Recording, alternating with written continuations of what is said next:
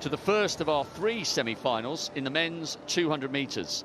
Hughes in 6 was by far and away the quickest qualifier. Yes, pushed by a tailwind, but there was something really special about his first 120. And watch for Brendan Rodney outside him in 7. There are only 2 guaranteed spots in the final, with 2 non-automatic qualification places across the 3 semis. Warren Hazel's on the outside for St Kitts. Made the semis 4 years ago over 400 metres. Semi-finalist at the World Youth and World Juniors, so watch for him. 21.17 in qualification. Alexander Nasir Taib of Malaysia, second in heat 7. Could he get close to that PB of 20.77? He might need to, you know, to get in the shake-up, because he's going to have 2 very powerful men trying to track him down. Brendan Rodney, fresh from his bronze at the World Champs. De Grasse anchoring them home. The Olympic champion over 200 metres, not here, cutting his season short. And listen to the reception for Zarnell Hughes. Disqualified, having initially tied for first with Jareem Richards 4 years ago. He was accidentally adjudged to have nudged his opponent's arm. An opportunity for him to make amends. Sarjar Abbas came through really late to win his heat for Pakistan. Great win yesterday. He's a national record holder. I wonder whether he can continue that good run of form. Kyle Groh, what an experienced operator from Trinidad. 6th in the final 4 years ago. He's a former World Championship finalist in Doha as well. Hesborn Ochieng came through as one of the 6 non-automatic qualifiers. He has run 20.95 at altitude. Let's see how the 29-year-old goes this evening. He was 4th in heat 5. On the inside, but in lane 2, because we're not using 1, Alaba Akintola, 3rd in his heat. He's a national champion from Nigeria, and he's in good shape this year. Maybe he could get in amongst the mix. Akintola goes on the inside in 2 for Nigeria. Ochieng Kenya in 3. Groh, Trinidad in 4. Abbas Pakistan 5. Zarnell Hughes of England in 6. Fastest qualifier. Rodney Canada, bronze medalist in the 4x1 just a couple of weeks ago at the Worlds. He's in 7. Nasir Taib of Malaysia in 8. And Hazel on the outside for St Kitts in 9. Top 2 going through. Watch for Hughes in 6, Rodney in 7, and Akintola, there he is, on the inside in 2. First of 3 semis in the men's 200 metres. Set. Zarnell Hughes got out like an absolute rocket in the heats, and he's going well here, just closing the gap slightly on Brendan Rodney. Watch for the Nigerian coming through on the inside, but this is great stuff from Hughes. Needs to keep his powder dry a little bit for the final. He's looking left, he's looking right and left. Watch the time here, 20.32. Rodney was in 2nd, and those 2 were by far and away the class of the field. Akintola looked like he might threaten for 3rd down the home straight, but he faded towards the end. 20.32, pushed by a 2.1 metre wind. But the manner in which he turned off the gas in the last 70 tells you there is so much more where that came from. Hughes is desperate for this title, and he's arrived in shape. He's one of my most favourite athletes to watch when he's up in full flow. Zarnell Hughes, the English athlete. He's just so smooth. It's liquid gold. He's confirmed at 20.32 seconds. He was in total control. This is his title to win. As you say, Rob, he was desperately disappointed, thinking he won the title last time in 2018 and then got DQ'd. Athletes starting in the shade, little blast of sunshine on them, back into the shade. But look at this transition here from Hughes. It's so smooth. And you have to go through gears in a 200 metres. You have 4 or 5 parts to the race. And he's glancing to his right, glancing to his left. Rodney of Canada was safe in 2nd, but was on a little bit more of the gas. The battle was for that 3rd spot, which was won by Abbas of Pakistan. But that was very, very impressive from Zarnell Hughes. He's just got to keep it together, put it together one more time, and he's in with a shout for this title. Tell you what I liked about that. He could easily have let his adrenaline run away with him. It's not that often that these world-class athletes get to perform in front of a crowd as vociferous and enthusiastic as this. And the smile across the finish line tells you he is ready to really go for this. So he's gone 20.30 in the heats and 20.32 in the semis. And I reckon this was even more impressive than he did in the heats. We know the capability around the world of athletics, a 20.02 personal best back in 2015. It is due for revision, and it has been for a while now. He's just got to put everything together when it matters. But that was a good first semi-final from the English athlete. It certainly was. Zarnell Hughes is safely through to the final. He's laid down a huge gauntlet here. He's desperate for this title again. Rodney second. Abbas will have to wait and see. Aiming for potentially a top 2 spot, which would get them automatically into the final tomorrow evening.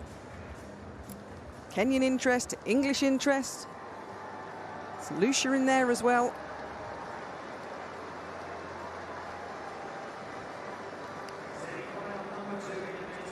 Kadrian Goldson of Jamaica will start in lane number 9. The 24-year-old, 20.74 seconds at his best, just outside 21 seconds to qualify for this semi-final. Udodi Onwuzurike, 20.08 at his best. Again, just outside 21 seconds to make the semi-final stage. Dwight St. Hilaire of Trinidad and Tobago, the 9th fastest overall to qualify, 5th at the recent World Championships in a 4x400 metre relay. And let's listen to the roar. A huge reception. Adam Jamili of England goes in 6th in his 3rd Commonwealth Games. Asamba of Kenya will start in lane number 5. 4x100 African champion this year, 20.73 this season. SMA of Cameroon, the 2nd fastest qualifier, 20.44 seconds. African silver medalist over this distance this year. Lee Wants of St. Lucia, the 31-year-old, will start in lane number 3. Again, just outside 21 seconds in this Commonwealth season. And Darian Skerrit of Antigua and Barbuda will start on the inside line in lane number 2. The 21-year-old making his Commonwealth Games debut here in Birmingham. So the first 2 guaranteed a place in tomorrow's final. Impressive running in the first semi-final from Zarnell Hughes. The current qualifiers by time, there you see them. Abbas of Pakistan leading the way with his 3rd place finish at 20.89 seconds.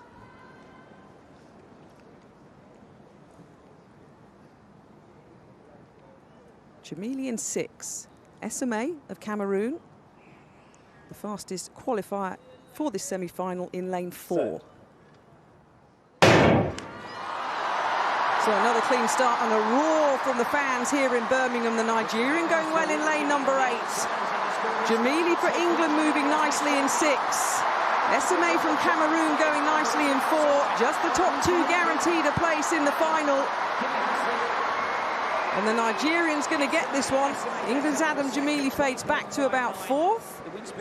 And 20.59 seconds, just under the legal allowable limit in terms of wind. You're allowed plus 2.0, and it was a 1.9. There was 3 or 4 athletes, Tim, involved in that one when they were coming off the bend, but the speed endurance of the 2 that were really expected to qualify from that semi-final pulled through in the end. Yes, Onwuzurike of Nigeria, very powerful big fella, isn't he? And 2059, he's only a youngster. Gosh, has he got some development to come. He's 19 years old. Clearly capable of going below 20 seconds very soon, if not this season, then next season. The semi 100 finalist, we expected him to go well. Good running for him from lane 4. And Jamili, well, he's clearly not fully fit. There he is, 4th from left in the red and white of England. He is a sub-22nd man.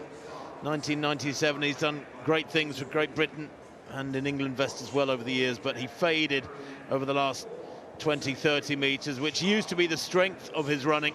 Here he is in 3rd place between the eventual first two.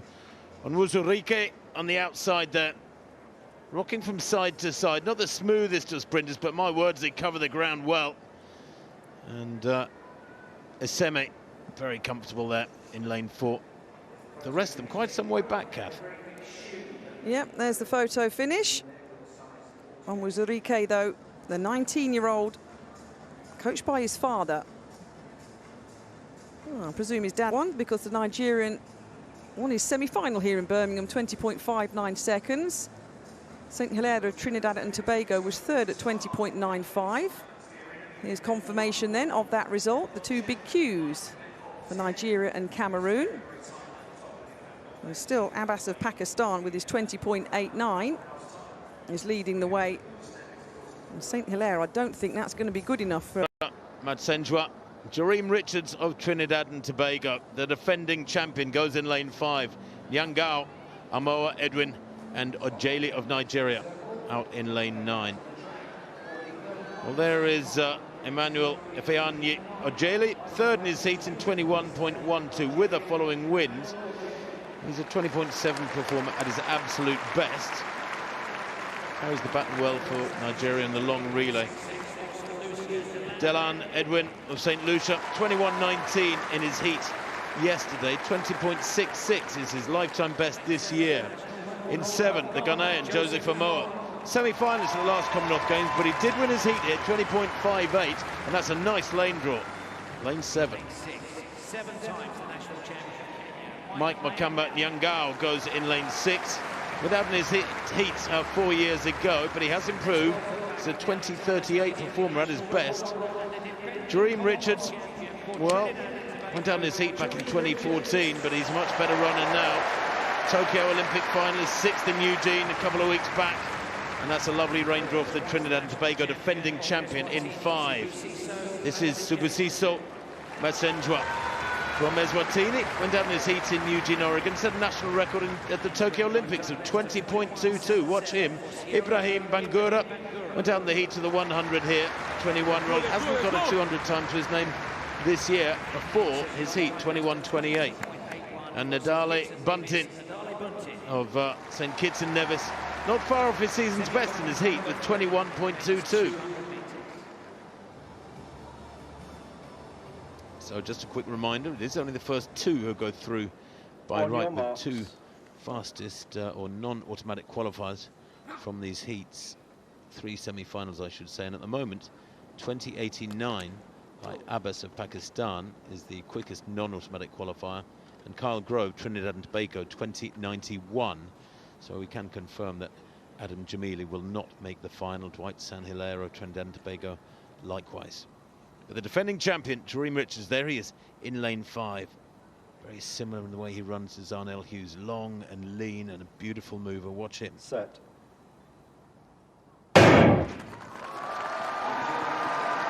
So where they go, good start from Jareem Richards in 5. He's already up on the man outside of Nyangao of Kenya.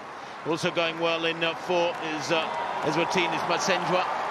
But it is Jamaican, the Ghanaian rather, Joseph Amoa, semi-finalist 4 years ago, who gets a very comfortable second place. They're easing back behind the mighty impressive Jareem Richards. And he's happy with that, 20.40. Didn't have to overextend himself, not quite as quick as Zarnell Hughes' 20.32. But untroubled qualifying for the final. Final is tomorrow, and he looks very happy with that, as indeed, and rightly so, does Joseph Amoa. Amoa there. Well, his time, just waiting for that to be confirmed. In fact, 20.51 for Amoa, season's best for Matsenjwa in that 3rd place. And the athlete from Eswatini will be in the final, along with Abbas, who makes it through, just denying the 4th finishing Kenyan here, the other non-automatic spot. I'll tell you what, though, Jareem Richards looks exactly as smooth as Zarnell Hughes. Great running by Amoa. He's the world indoor champion over the 400 metres. He got a bronze in London 5 years ago over the 200. Hughes against Richards, just as it was on the Gold Coast when there was nothing to separate them, and it ended up being a disqualification for Hughes. The rerun of the duel is to come. It was exactly what I thought when Jareem Richards crossed the line and Tim called it. I thought, oh, here we go. Commonwealth final 200 metres part 2. Let's see what the lane draw comes through, of course, when that final is redrawn. I was keeping an eye on the Ghanaian on the top bend. Was fleetingly very close to the inside of his line there, the athlete from Ghana, but has come through as being confirmed, and a super final to come. It is. I wonder, Tim, do you think the fact that Richards is so good over the 400 might help him if it gets really tight between him and Hughes just in the final towards the closing stages? Watching Almoa there just to make sure the left foot doesn't go on the line. Yes, Almoa there in the yellow out in lane 7, and let's hope he doesn't get disqualified. Yeah, he still doesn't do anything Tim. wrong. It was well, we're waiting for that decision, but we think he's okay at the moment. Confirm the result of that third semi-final for you. It is official. Jareem Richards 2040 for Joseph Paul Almoa, 2051 for Ghana, and Eswatini Sibusiso Madsenjwa, brilliant, through to the final, the Commonwealth final. Oh, what a duel to come. Hughes and Richards have been